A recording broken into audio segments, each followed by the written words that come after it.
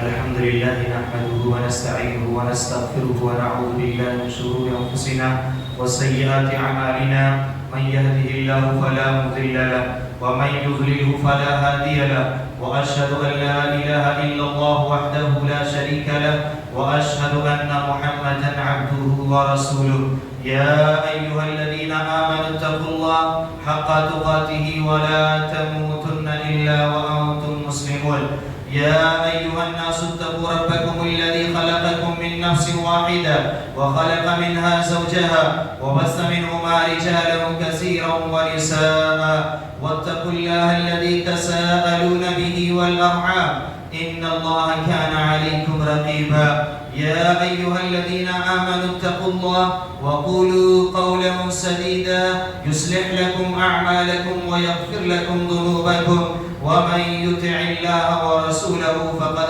فاز فوزا عظيما أما بعد فإن أصدق الحديث كتاب الله وأحسن الهدي هدي محمد صلى الله عليه وسلم وشر الأمور محدثاتها وكل محدثة بدعة وكل بدعة ضلالة وكل ضلالة في النار أعوذ بالله السميع العليم من الشيطان الرجيم بسم الله الرحمن الرحيم قاف والقرآن المجيد بل عجبوا أن جاءهم منذر منهم فقال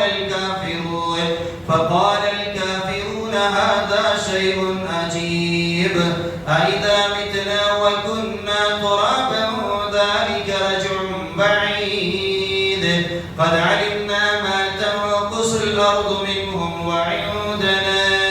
وعندنا كتاب حفيظ بل كذبوا بالحق لما جاءهم فهم في أمر مريج أفلم ينظروا إلى السماء فوقهم كيف بنيناها وزيناها وما لها من فروج والأرض مددناها وألقينا فيها رواسي وأنبتنا فيها من كل زوج بهيج تبصرة وذكرى لكل عبد منيب ونزلنا من السماء ماء مباركا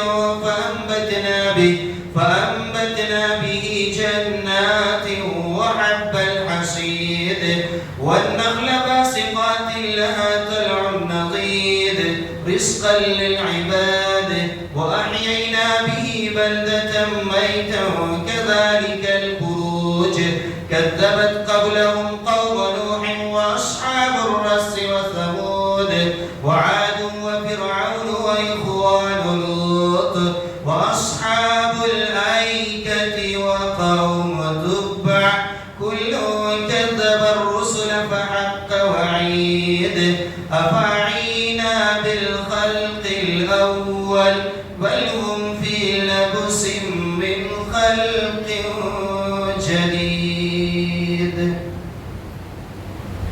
وقال الله تعالى في القرآن الكريم من عمل صالحا من ذكر أو أنثى وهو مؤمن فلنحيينه حياة طيبة ولنجزينهم أجرهم بأحسن ما كانوا يعملون. سورة النحل آية نمبر 97. وعن عائشة رضي الله عنها قالت قلت يا رسول الله ابن جدعان كان في الجاهلية يصل الرحم ويطعم المسكين فهل ذاك نافعه؟ قال لا ينفعه إنه لم يقل يوما رب اغفر لي خطيئتي يوم الدين. رواه مسلم حدیث نمبر 214. بزرگان دین، نوجوان ساتھیوں اور اسلامی مائیں اور بہنیں، آج کی اس خطبہ جمعہ میں جس موضوع کو لے کر حاضر ہوا ہوں، موضوع ہے کہیں ہماری نیکیاں برباد تو نہیں ہو رہی ہیں۔ آپ لوگ آگے بڑھ کر کے ایک دوسرے سے مل جل کر کے بیٹھ جائیں، اور جو لوگ دیواروں سے ٹیک لگائے ہیں ان سے بھی ادباً گزارش ہے کہ آپ دیوار کا سہارا چھوڑ دیں۔ اگر آپ کے ساتھ مجبوری ہے تو یہ الگ بات ہے، مجلس کے آداب کی یہ سراسر خلاف ہے، اور اوپر سے نماز جمعہ کا آداب اپنی جگہ مسلم ہے۔ اللہ تعالیٰ ہم سبوں کو خیر پر عمل کرنے کی توفیق دے، آمین۔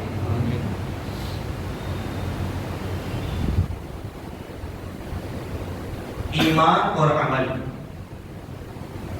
یہ دو لازم ملزوم شیء ہیں، دونوں کو ایک دوسرے سے الگ نہیں کیا جا سکتا۔ اگر ایمان کے بعد ان کے لوازمات اور تقاضے انسان کے اندر نہیں ہے تو اس کا ایمان نہیں ہے،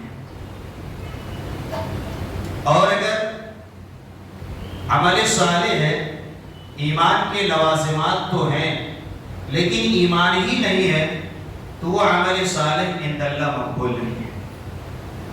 آپ دیکھیں قرآن کریم میں اللہ سبحانہ و تعالیٰ نے جہاں بھی ایمان کا تذکرہ فرمایا ہے تو وہاں ایمان کے لوازمات کو بھی بیان فرمایا ہے، ایمان کے تقاضوں کو بھی بیان کیا ہے۔ اللہ سبحانہ و تعالیٰ نے محض ایمان کو تذکرہ کر کے چھوڑ نہیں دیا، بلکہ ایمان کے ساتھ روزے کا بھی تذکرہ کیا، نماز کا بھی تذکرہ کیا، صدقہ و خیرات کا بھی تذکرہ کیا، یتیموں غریبوں لاچاروں بے بسوں کے ساتھ حسن تعلق اور حسن سلوک کا بھی تذکرہ کیا۔ اسی طرح سے والدین کے ساتھ اچھا برتاؤ، پڑوسیوں کے ساتھ اچھا برتاؤ۔ الغرض ایمان کے بعد اللہ سبحانہ و تعالیٰ نے عظیم عظیم نیکیوں کا تذکرہ فرمایا ہے، یعنی جو ایمان کے لوازمات اور تقاضوں میں سے۔ تو یہ ایمان اور عمل صالح یہ دو لازم ملزوم شیء ہے، دونوں کو ایک دوسرے سے الگ نہیں کیا جا سکتا۔ جیسا کہ اللہ سبحانہ و تعالیٰ نے سورۃ البقرہ آیت نمبر 25 میں بیان فرمایا، وَبَشِّرِ الَّذِينَ آمَنُوا وَعَمِلُوا الصَّالِحَاتِ أَنَّ لَهُمْ جَنَّاتٍ تَجْرِي مِن تَحْتِهَا الْأَنْهَارُ کہ اے نبی آپ ان لوگوں کو بشارت دے دیجئے جنہوں نے ایمان لایا اور عمل صالح کیا۔ سورۃ البقرہ کی ایمان اور عمل صالح سے متعلق یہ پہلی آیت ہے جہاں اللہ سبحانہ وتعالی نے ایمان کے بعد عمل صالح کا تذکرہ فرمایا۔ اور اگر سورۃ البقرہ کی ابتدائی آیات کو دیکھیں گے تو وہاں اللہ سبحانہ وتعالی نے متقیوں کی چند صفات کو بیان فرمایا۔ تو اس آیت کریمہ میں اللہ سبحانہ وتعالی نے ایمان اور عمل صالح کو ایک ساتھ ذکر کر کے بیان فرمایا کہ ایسے لوگوں کو جنت کی بشارت دیں، ایسے باغات کی بشارت دیں جس کے نیچے نہریں بہتی ہیں۔ تو یہ ایمان اور عمل صالح دو لازم ملزوم ہے، دونوں کو ایک دوسرے سے الگ نہیں کیا جا سکتا۔ صحابہ کرام کی زندگی کو آپ اٹھائیے، صحابہ کرام کی حیات کو آپ پڑھیے۔ صحابہ کرام نے ایمان لانے کے بعد اپنے آپ کو روکے نہیں رکھا، بلکہ ایمان کی جو بھی تقاضے تھے، جو بھی لوازمات تھے اور ایمان سے متصل جو بھی چیزیں تھیں، ان تمام نیکیوں کو کرنے میں وہ اپنے آپ کو پہل کیے۔ کسی بھی میدان میں وہ پیچھے نہیں رہے۔ نیکی اور عبادات سے جڑی جتنی بھی چیزیں تھیں، ہر ایک میدان میں خود کو آگے کرنے کی وہ کوشش کی، چاہے مالی عبادت ہو، چاہے بدنی عبادت ہو، ہر عبادت میں اپنے آپ کو آگے کرنے کی کوشش کی، کسی بھی میدان میں وہ پیچھے نہیں ہے۔ علامہ اقبال نے کہا تھا، دشت تو دشت ہے دریا بھی نہ چھوڑے ہم نے، دشت تو دشت ہے دریا بھی نہ چھوڑے ہم نے، بحر ظلمات میں دوڑا دیے گھوڑے ہم نے۔ یہ صحابہ کرام کا جذبہ ایمانی تھا کہ ایمان کے تقاضوں کو پورا کرنے کے لیے انہوں نے اپنی جان کی بازی لگائی۔ صحیح بخاری کے حدیث کے الفاظ ہیں، ایک اعرابی اللہ کے رسول صلی اللہ علیہ وسلم کے پاس آتے ہیں اور آپ صلی اللہ علیہ وسلم سے سوال کرتے ہیں، دلنی علی عمل اذا عملته دخلت الجنہ۔ اے اللہ کے رسول صلی اللہ علیہ وسلم، مجھے کوئی ایسا عمل بتائیے جسے میں بجا لاؤں اور پھر اللہ سبحانہ وتعالی اس عمل کے نتیجے میں مجھے جنت میں داخل کر دے۔ آپ صلی اللہ علیہ وسلم نے بیان فرمایا، تعبد اللہ لا تشرک به شیئا۔ پہلا عمل یہ بیان کیا کہ ایک اللہ کی عبادت کرو اور اس کی عبادت میں کسی کو شریک نہ ٹھہراؤ۔ دوسرا عمل آپ صلی اللہ علیہ وسلم نے بیان فرمایا، وَتُقِيمُ الصَّلَاةَ الْمَكْتُوبَةَ، جو فرض نمازیں ہیں اسے پابندی کے ساتھ پڑھا کرو۔ تیسرا عمل اللہ کے رسول صلی اللہ علیہ وسلم نے بیان فرمایا وَتُؤَدِّ الزَّكَاةَ الْمَفْرُوضَةَ، جو زکوٰۃ تمہارے اوپر واجب ہو جائے اسے فی سبیل اللہ خرچ کیا کرو، زکوٰۃ نکالا کرو۔ اور چوتھا عمل اللہ کے رسول صلی اللہ علیہ وسلم نے بیان فرمایا وَتَصُومُ رَمَضَانَ، رمضان المبارک کا روزہ رکھو۔ یہ چار عمل اللہ کے رسول صلی اللہ علیہ وسلم نے بیان فرمایا۔ ان چار عملوں کو سننے کے بعد جب انہوں نے نبی اکرم صلی اللہ علیہ وسلم کی زبانی یہ چار اعمال سماعت کیے تو کیا کہا؟ والذی نفسی بیدی لا ازید علی ھذا، وفی روایہ ولا انقص، قسم ہے اس ذات کی جس کے ہاتھ میں میری جان ہے، میں ان چار عملوں میں نہ کمی کروں گا نہ اس میں زیادتی کروں گا۔ یہ کہہ کر کے وہ آگے بڑھتا چلا گیا۔ جب وہ پلٹ کر جانے لگا تو اللہ کے رسول صلی اللہ علیہ وسلم نے بیان فرمایا من سرہ ان ينظر الى رجل من اہل الجنہ فلینظر الى ھذا، اگر کوئی اس دنیا میں جنتی انسان دیکھنا چاہتا ہے تو اسے دیکھ لے، یہ چلتا پھرتا انسان جنتی انسان۔ تو اللہ کے رسول صلی اللہ علیہ وسلم کی خدمت میں اس اعرابی نے آ کر کے کیا سوال کیا؟ اے اللہ کے رسول کوئی ایسا عمل بتائیے جسے میں بجا لاؤں اور اللہ سبحانہ وتعالیٰ اس عمل کے نتیجے میں مجھے جنت لے جائے۔ یہ عمل کا جذبہ تھا صحابہ کرام کے اندر۔ کیا آج یہ چیز ہے ہمارے اندر؟ کیا یہ تڑپ ہے ہمارے اندر؟ کیا یہ رغبت ہے ہمارے اندر؟ کبھی ہمیں یہ توفیق ملی ہے کہ امام صاحب وہ عمل بتائیے جس عمل کے نتیجے میں میں جنت میں چلا جاؤں؟ مجھے اللہ کے رسول کی وہ حدیث بتائیے جس حدیث پر عمل کر کے میں جنت میں چلا جاؤں۔ یہ جذبہ تھا صحابہ کرام کے اندر۔ اور تو اور دنوں رات میں ہمارے مؤذن صاحب ہمیں نماز کے لیے مسجد میں کتنی مرتبہ بلاتے ہیں، کتنی مرتبہ بلاتے ہیں۔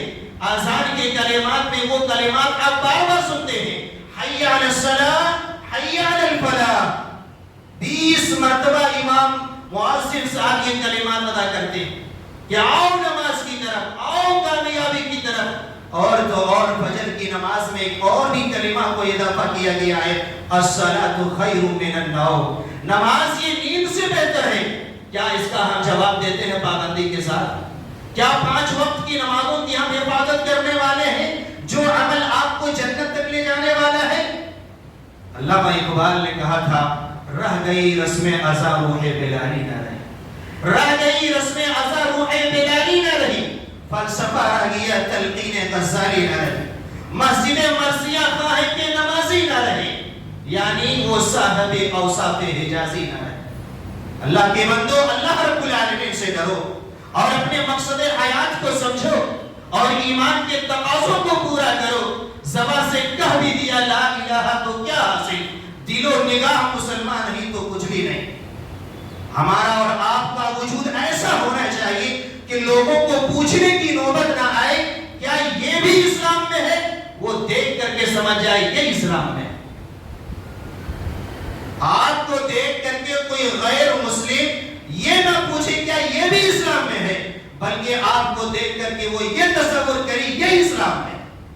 اسلام ہمیں اس چیز کی تعلیم دیتا ہے اور اس اعتبار سے مسلمان بننے کا حکم دیتا ہے۔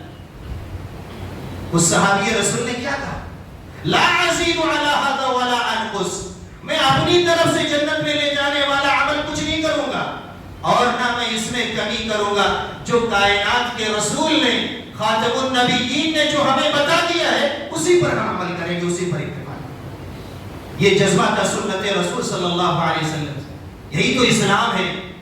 آپ اسلام کو ان 5 انگلیوں کی طرح سمجھیں، یہ اسلام 5 انگلیوں کی مانند ہے۔ اگر ان 5 انگلیوں میں سے ایک انگلی کا اضافہ کر دیا جائے، لوگ کہیں گے ان کی انگلیوں میں یا ہتھیلیوں میں کمی آ گئی ہے، نقص ہے، 5 کے بجائے 6 انگلی ہے۔ اگر ایک کم کر دی جائے، 4 انگلی رکھ دیا جائے تو لوگ کہیں گے کہ ان کی انگلی میں کمی آ گئی۔ یہی ہے اسلام۔ اسلام نہ کمی برداشت کرتا ہے نہ زیادتی برداشت کرتا ہے۔ قال اللہ اور قال رسول، یہ اسلام کی تعلیم ہے۔ رسول نے جو کہا، اللہ کا جو فرمان ہے اس کو آپ لازم پکڑیں، انشاءاللہ یہ چیز دنیا اور آخرت میں کامیابی کے لیے ضامن ہوگا۔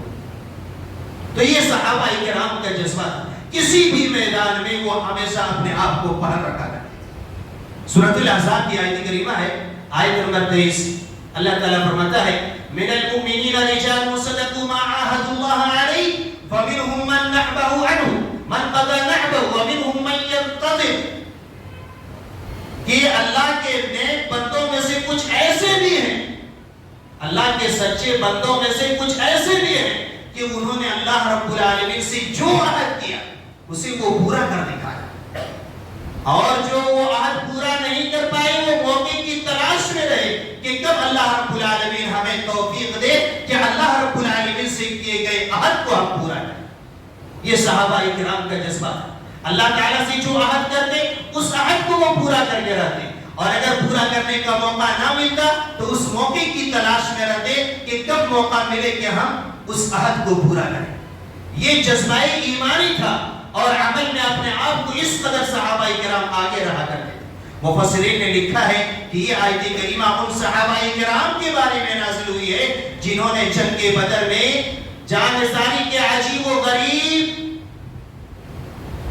کردار کھڑا کیے اور عجیب و غریب مثالیں قائم کی، اور ان میں سے وہ صحابہ کرام بھی تھے جو جنگ بدر میں شریک نہ ہو سکی۔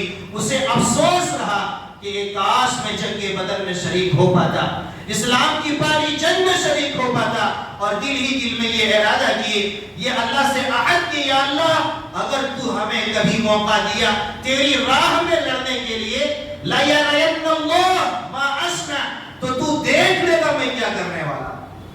حضرت انس بن نضر رضی اللہ تعالیٰ عنہ کے بارے میں آتا ہے، صحیح بخاری کی حدیث کے الفاظ حدیث نمبر 2805 اور صحیح مسلم میں بھی یہ حدیث موجود ہے، حدیث نمبر 1903۔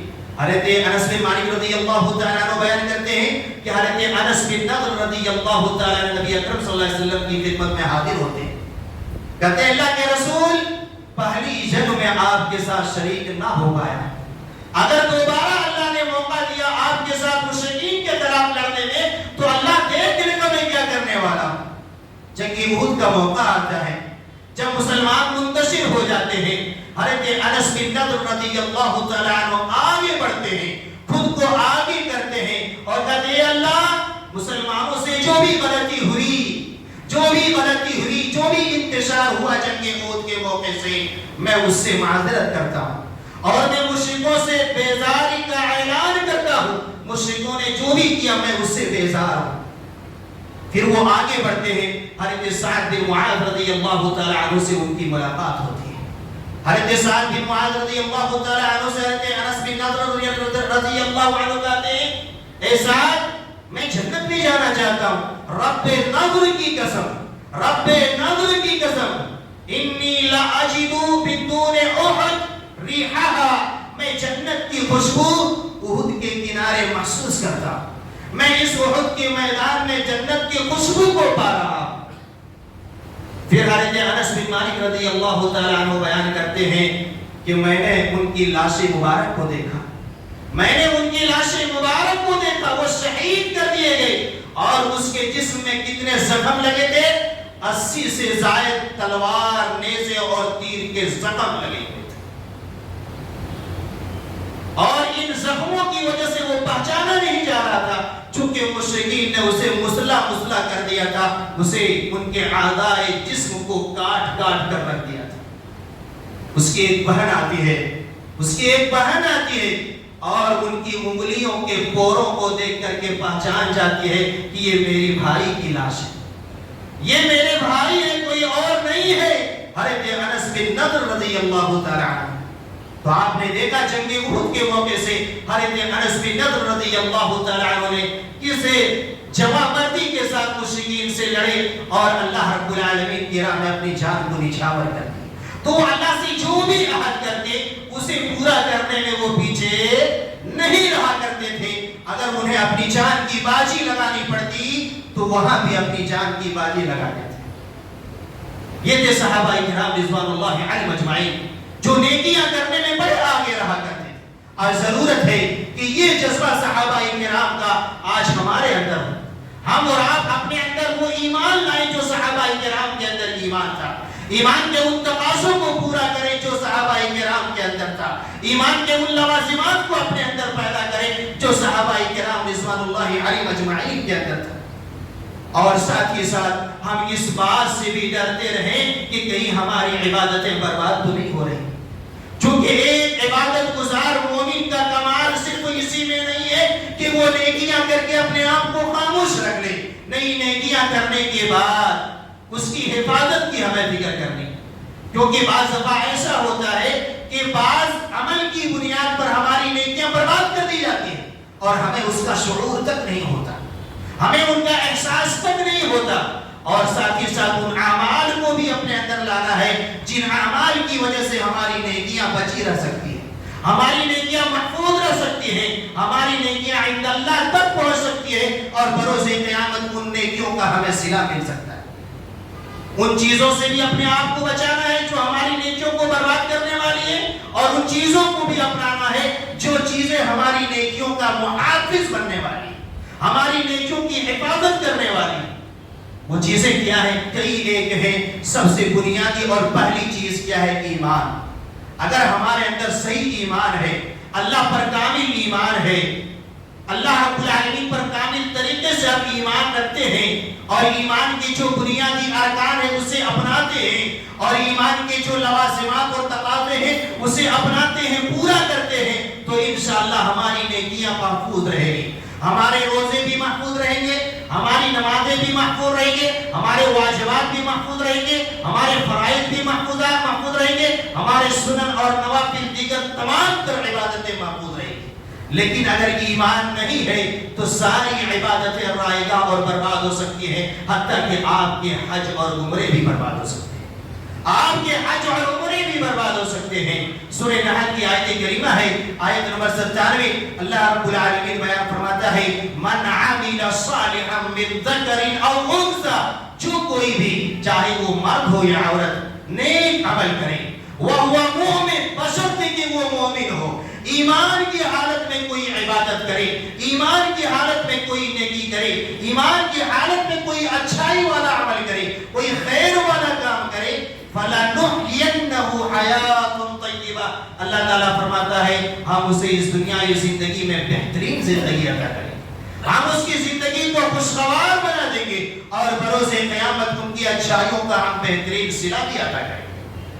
اسی طرح سورۃ الانعام کی آیت کریمہ آیت نمبر 82، اللہ رب العالمین بیان فرماتا ہے الذین آمنوا ولم یلبسوا ایمانہم بظلم اولئک لهم الامن وهم مہتدون، کہ جو لوگ ایمان لائیں اور ایمان لانے کے بعد اپنے ایمان کو ظلم سے نہ ملائیں، شرک سے نہ ملائیں، کفر سے نہ ملائیں، فسق سے نہ ملائیں، ایمان کو برباد کرنے والے اعمال سے ایمان کو نہ ملائیں، اولئک لهم الامن، تو یہی وہ لوگ ہیں جس کے لیے امن ہے، اس دنیا میں بھی امن ہے اور مرنے کے بعد بھی امن ہے۔ اور آخر میں اللہ رب العالمین نے بیان فرمایا اگر دیکھا جائے تو صحیح معنوں میں ہدایت یافتہ یہی لوگ ہیں، اگر دیکھا جائے تو صحیح معنوں میں صراط مستقیم پر چلنے والے یہی لوگ ہیں، اگر دیکھا جائے تو صحیح معنوں میں اللہ اور کے رسول کی راہ پر چلنے والے وہی لوگ ہیں جو ایمان لائے اور اپنے ایمان کے ساتھ شرک کی ملاوٹ نہ کریں، شرک کی ملاوٹ نہ کریں۔ آج کتنے ایسے لوگ ہیں جو نماز میں تو کہتے ہیں ایاک نعبد و ایاک نستعین، ایاک نعبد و ایاک نستعین، اے اللہ ہم تیری ہی عبادت کرتے ہیں اور تجھ سے ہی مدد چاہتے ہیں۔ اگر ترجمہ آپ کو نہ آ رہا ہو تو تفسیر کی کسی بھی کتاب کو اٹھا کر کے دیکھیں، آپ کو یہی معنی ملے گا۔ وہاں یہ نہیں ملے گا کہ نماز کے بعد جا کر کے مزاروں میں سجدہ کر لیا کرو، وہاں یہ نہیں ملے گا کہ نماز کے بعد غیر اللہ کو پکار بھی لیا کرو، وہاں یہ آپ کو نہیں ملے گا کہ ایمان لانے کے بعد اور نماز کی ادائیگی کے بعد کسی اور کو اپنا حاجت روا سمجھو، ایاک نعبد و ایاک نستعین۔ لیکن آج ہم جو ہی مصلی سے اٹھتے ہیں، جو ہی سلام پھیرتے ہیں، اپنی اس نماز کو اپنی تمام تر حاجتوں کی تکمیل کے لیے کامل نہیں سمجھتے۔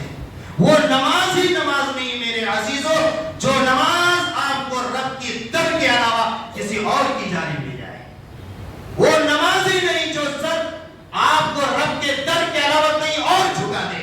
علامہ اقبال رحمہ اللہ نے کہا تھا جو میں سر بسجدہ ہوا کبھی تو زمین سے آنے لگی صدا، جو میں سر بسجدہ ہوا کبھی تو زمین سے آنے لگی صدا، تیرا دل تو ہے صنم آشنا تجھے کیا ملے گا نماز میں۔ ان دلوں کو غیر اللہ کی محبت سے خالی کر کے رب کے سامنے جھکنا ہوگا، ایک اللہ کو مشکل گزار سمجھ کر کے عبادت کرنی ہوگی، تب یہ نمازیں آپ کے لیے دنیا اور آخرت میں سعادت کا باعث بن سکتی ہے۔ ورنہ سجدے سے آواز آئے گی تیرا سجدہ کرنا کوئی فائدہ والا نہیں، تیرے رکوع سے آواز آئے گی تیرا رکوع کرنا کوئی فائدہ والا رکوع نہیں۔ تو آج ضرورت ہے کہ صحیح معنوں میں اللہ رب العالمین پر ایمان لایا جائے۔ اگر آپ نے یہاں نماز پڑھی اور پھر جا کر کے کفر اور شرک والا عمل کیا، کیا فائدہ ہوا؟ کیا فائدہ ہوا آپ کے نماز جمعہ پڑھنے کا؟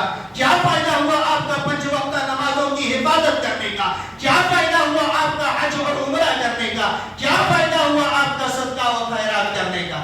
یہ شرک جانتے ہیں کتنا خطرناک ہے، کتنا خطرناک ہے؟ سورۃ الانعام کی آیت کریمہ کو اپنے سامنے رکھیے، آیت نمبر 88۔ اللہ سبحانہ و تعالیٰ نے 18 انبیاء کرام کے ناموں کا تذکرہ فرمایا، 18 انبیاء کرام کے ناموں کا تذکرہ فرمایا، اور ان ناموں کے تذکرے کے بعد فرمایا وَلَوْ أَشْرَكُوا لَحَبِطَ عَنْهُمْ مَا كَانُوا يَعْمَلُونَ۔ اگر یہ انبیاء بھی شرک کرتے تو ان کی ساری عبادتیں برباد ہو جاتی، ساری عبادتیں برباد ہو جاتی۔ ہمارا ایمان ہے، عقیدہ ہے کہ انبیاء کبھی شرک نہیں کر سکتے، انبیاء کبھی شرک والا کام نہیں کر سکتے، لیکن انبیاء کو مخاطب کر کے، انبیاء کو خطاب کر کے اس کی امت کو تنبیہ کی گئی ہے، اگر انبیاء بھی جن کے سروں میں نبوت کی تاج ہے، جن کے سروں میں رسالت کی تاج رکھی گئی ہے، اگر وہ بھی شرک کرتے تو یہ اتنا خطرناک جرم ہے کہ ان کی بھی ساری نیکیاں برباد ہو جاتی، نہ نبوت کام آتی، نہ رسالت کام آتی، نہ ان تک کی گئی کتابیں انہیں اللہ تعالیٰ کی گرفت سے بچا سکتی۔ یہ ہے شرک، یہ ہے شرک کی خطرناکی۔ اسی لیے اما عائشہ صدیقہ رضی اللہ تعالی عنہا نے عبداللہ بن جدعان کے بارے میں پوچھا کہ اے اللہ کے رسول، ابن جدعان کان فی جاہلیت یصل الرحم ویطعم المسکین۔ ابن جدعان زمانہ جاہلیت میں بڑی نیکی کا کام کیا کرتا تھا، مسکینوں کو مدد کرنا اس کا پیشہ تھا، غریبوں کو دیکھنا اس کا شیوا تھا، غریبوں کی مدد کرنا، لاچاروں کی مدد کرنا، بے سہاروں کا سہارا بننا ان کی شناخت تھی۔ فَهَلْ ذَاكَ يَنْفَعُهُ، اللہ کے رسول کیا یہ نیکیاں ابن جدعان کا بروز قیامت کام آئے گی؟ آپ نے فرمایا لا ينفعه، لا ينفعه، ان کی کوئی بھی نیکی کام نہیں آئے گی بروز قیامت۔ کیوں؟ رب اغفر لی خطیئتی یوم الدین، ایک دن بھی انہوں نے اپنی زندگی میں یہ نہیں کہا یا اللہ مجھے معاف کر دینا۔ ان کا اللہ پر ایمان نہیں تھا، ان کا اللہ پر ایمان نہیں تھا، حقوق العباد تو تھا، حقوق اللہ نہیں تھا، حقوق العباد تو تھا، حقوق اللہ نہیں تھا، اس لیے ان کی نیکیاں کام بروز قیامت نہیں آئے گی۔ وَقَدِمْنَا إِلَى مَا عَمِلُوا مِنْ عَمَلٍ فَجَعَلْنَاهُ هَبَاءً مَنْثُورًا۔ اللہ تعالیٰ فرماتا ہے ہم کافروں اور مشرکوں کے اعمال کی طرف بڑھیں گے بروز قیامت، اور ان کی نیکیوں کو، ان کی اچھائیوں کو ذرات کے مانند کر دیں گے۔ ہوا کی تفسیر جانتے ہیں؟ ہوا کہتے ہیں سوراخ سے آنے والی روشنی جو سورج کی کرن میں گرد و غبار نظر آتا ہے۔ کبھی آپ نے چھپرے کے مکان میں رہا ہو تو محسوس کیا ہوگا، چھپرے کے مکان سے عموماً جو سوراخ ہوا کرتی ہے، سورج کی کرنیں آتی ہیں، اس میں بڑا گرد و غبار ہمیں نظر آتا ہے، کوئی انسان اسے پکڑنا چاہے تو پکڑ نہیں سکتا۔ تو ان ذرات کی کوئی حیثیت نہیں ہوتی، ایسی بروز قیامت کافروں اور مشرکوں کے اعمال کی کوئی حیثیت نہیں ہے۔ جنہوں نے ایمان تو لایا لیکن ایمان کے ساتھ شرک کو مٹایا، ان کی نیکیاں، ان کے روزے، ان کی نماز، ان کے صدقہ و خیرات اور زندگی بھر کی تمام تر عبادتیں رائگاں ہو جائے گی، بے حیثیت ہوگی، بے وقعت ہوگی، ان کی کوئی قدر و قیمت نہیں ہوگی۔ یہ ہے ایمان۔ اگر ایمان ہے تو ہماری نیکیاں محفوظ رہے گی، اگر ایمان نہیں ہے تو ساری عبادتیں تباہ اور برباد ہو سکتی ہیں۔ اس لیے آپ دیکھیں، آپ عبادت تو کر رہے ہیں کہیں آپ کی نیکیاں شرک کی وجہ سے، کفر کی راہ میں چلنے کی وجہ سے برباد تو نہیں ہو رہی؟ آپ کو جائزہ لینا ہے، آپ کا فریضہ بنتا ہے۔ آپ بازار گئے، چھولے لے کر کے بیگن خریدے، ٹماٹر خریدے، دیگر بھر کی ساری سبزیاں خریدی۔ جب آپ گھر آئے آپ کے تھیلے میں کچھ نہیں تھے، تھیلا پھٹا تھا، تھیلا پھٹا تھا۔ آپ نے سامان تو دیا، سامان تو لیا، پیسے بھی لگائے، محنت بھی کیے، لیکن پھٹے تھیلے میں اپنے سارے سامان کو بھر دیا۔ گھر آتے آتے سارے روڈ کے نظر ہو گئے، راستے کے نظر ہو گئے۔ تو یہ آپ دیکھیں جو عبادتیں آپ کی ہیں، 60 سال کی عبادتیں، 40 سال کی عبادتیں، 30 سال کی عبادتیں قیامت تک جا رہی ہے یا نہیں جا رہی ہے؟ کہیں بیچی میں برباد تو نہیں ہو رہی آپ کی کوتاہیوں کی وجہ سے، آپ کی بدعمالیوں کی وجہ سے، آپ کے گناہوں کی وجہ سے، یا آپ کے کلمہ کفر اور کلمہ شرک کو ادا کرنے کی وجہ سے؟ یہ آپ کا جائزہ لینا بہت ضروری ہے، یہ آپ کا جائزہ لینا بہت ضروری ہے۔ اور دوسری چیز یہ کہ آپ ڈرتے رہیں، آپ ڈرتے رہیں کہ آپ کی عبادتیں برباد تو نہیں ہو رہی۔ یہ چیز کا، اس چیز کا ڈر ہمارے اندر ہونا چاہیے۔ نیکیاں کر کے ہمیں بے خوف نہیں ہونا چاہیے، اللہ تعالیٰ کی گرفت سے بے خوف نہیں ہونا چاہیے۔ آپ دیکھیں اللہ سبحانہ و تعالیٰ نے عباد الرحمن، اللہ کے نیک بندوں کا کیا وصف بیان فرمایا۔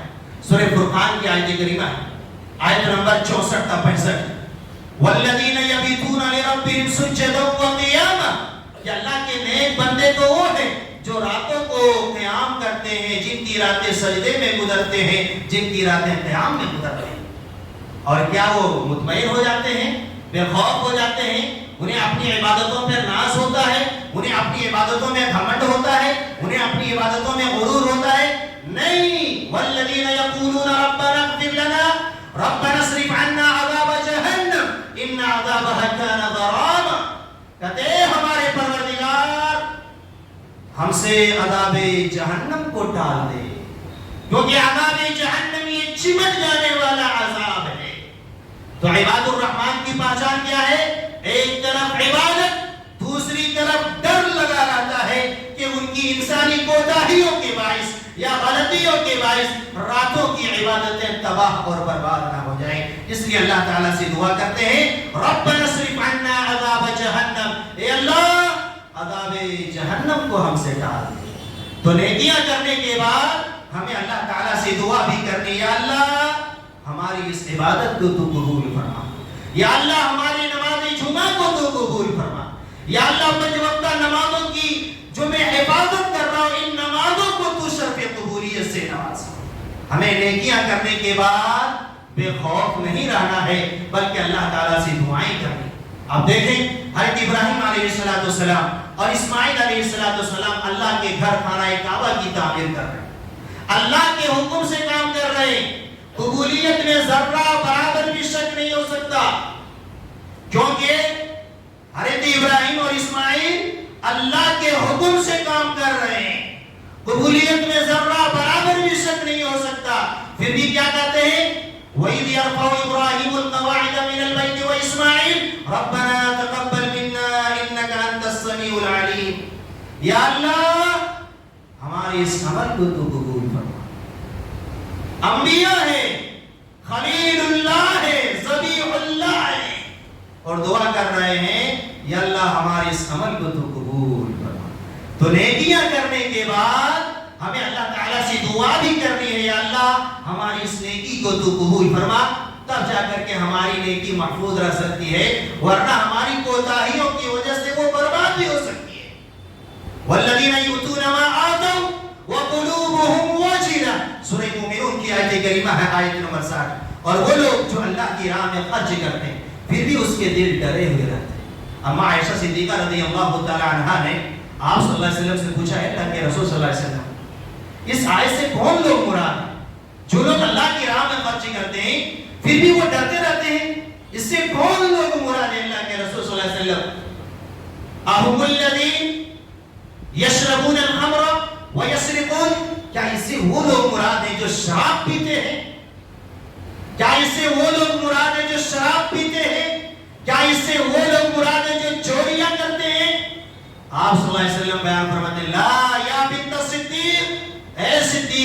شریعت جگر اے صدیق کی بیٹی، اس سے مراد وہ لوگ نہیں ہیں، اس سے مراد وہ لوگ ہیں یصومون جو روزے رکھتے ہیں، یصلون جو نمازیں پڑھتے ہیں، ویتصدقون صدقہ کرتے ہیں، وہم یخافون اللہ یقبل منہم اور ڈرے رہتے ہیں کہ کہیں ان کے روزے، ان کی نمازیں، ان کے صدقہ و خیرات، ان کی کوتاہیوں کے باعث رد نہ کر دیا جائے۔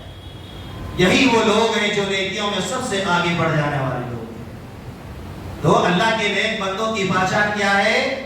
نیکیاں کرنے کے بعد اپنے آپ کو مطمئن نہ رکھتے ہیں وہ، بلکہ اپنے آپ کو ڈرے ہوئے رکھتے ہیں، سہمے ہوئے رکھتے ہیں کہ کہیں ہماری بعض کوتاہیوں کی وجہ سے اللہ تعالی ہماری ساری عبادتیں برباد نہ کرے۔ اس لیے ہمیں کبھی بھی اپنی نیکیوں میں فخر نہیں کرنا چاہیے۔ بعض لوگوں کو بڑا غرور ہوتا ہے، بڑا ناز ہوتا ہے، اور اسی غرور میں آ کر کے کسی کو کہہ دیتے ہیں اللہ تعالیٰ تجھے اپنی رحمت میں جگہ نہیں دے گا، اللہ تعالیٰ تجھے معاف نہیں کرے گا۔ آپ جانتے ہیں یہ کتنا بڑا جرم ہے۔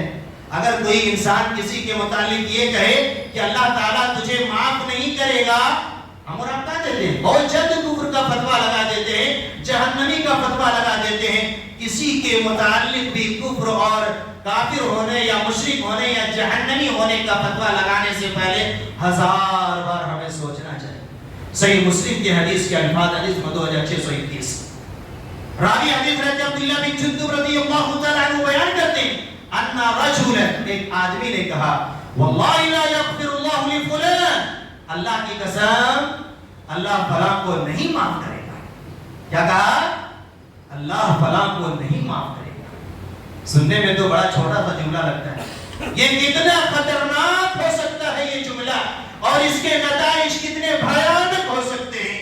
اللہ تعالیٰ فرماتا ہے من ذا الذی یتعلی علی، کون ہے جو مجھ پر قسم کھا کر کہتا ہے کہ میں فلاں کو نہیں بخشوں گا، میں فلاں کو نہیں معاف کروں گا، قد غفرت لہ واحببت عملک، او کما قال علیہ الصلوۃ والسلام، سنو میں نے فلاں کو تو بخش دیا، تجھے نہیں بخشا، میں نے فلاں کو تو معاف کر دیا، لیکن تیرے سارے عمل تباہ اور برباد ہو گئے۔ تو نیکیوں میں کبھی بھی فخر نہیں کرنا چاہیے، اور اپنے مسلمان بھائیوں کو حقیر سمجھتے ہوئے اسے جہنمی ہونے کا فتویٰ نہیں دینا چاہیے۔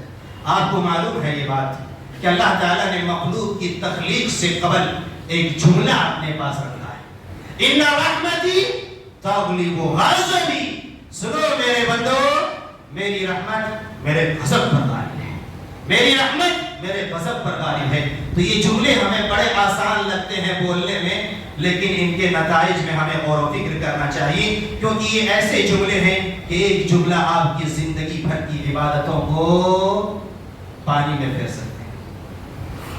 یہ ہے وہ اعمال جن سے نیکیاں برباد ہو جاتی ہیں۔ اللہ تعالیٰ سے دعا ہے یا اللہ ہم سبوں کو جب تک اس دنیا میں زندہ ہے ایمان پر ثابت قدمی عطا فرما، یا اللہ ہم سبوں کو ایمان کی لوازمات پر عمل کرنے کی توفیق عطا فرما، یا اللہ ہم سبوں کو ایمان کے تقاضوں کو پورا کرنے کی توفیق عطا فرما، یا اللہ ہم میں سے جو بیمار ہیں انہیں شفاء کاملہ اور شفاء عاجلہ عطا فرما، یا اللہ ہم میں سے جو ایمان کی دولت سے محروم ہے یا اللہ اسے ایمان کی دولت عطا فرما، یا اللہ ہم سبوں کو توحید کی راہ میں جب تک اس دنیا میں زندہ رکھ، قائم اور دائم اور گامزن رکھ، جب اس دنیا سے ہمیں اٹھا یا اللہ ایمان میں اٹھا، خاتمہ بالخیر عطا فرما، اپنے من میں ڈوب کر پا جا سراغ زندگی۔ میرے عزیزو اپنے من میں ڈوب کر پا جا سراغ زندگی، تو اگر میرا نہیں بنتا نہ بن، اپنا تو بن۔ اپنی فکر کریں، یہ دنیا چند روزہ ہے، پانی کا ایک بلبلہ ہے، ایمان اور عمل صالح یہی چیز کام آنے والی ہے، اور کوئی دامن ایسا نہیں جو دامن آپ کو رب کی گرفت سے بچا سکے۔ اللہ تعالیٰ سے دعا ہے یا اللہ ہم سبوں کو آج کے خطبہ اجماع میں باتوں پر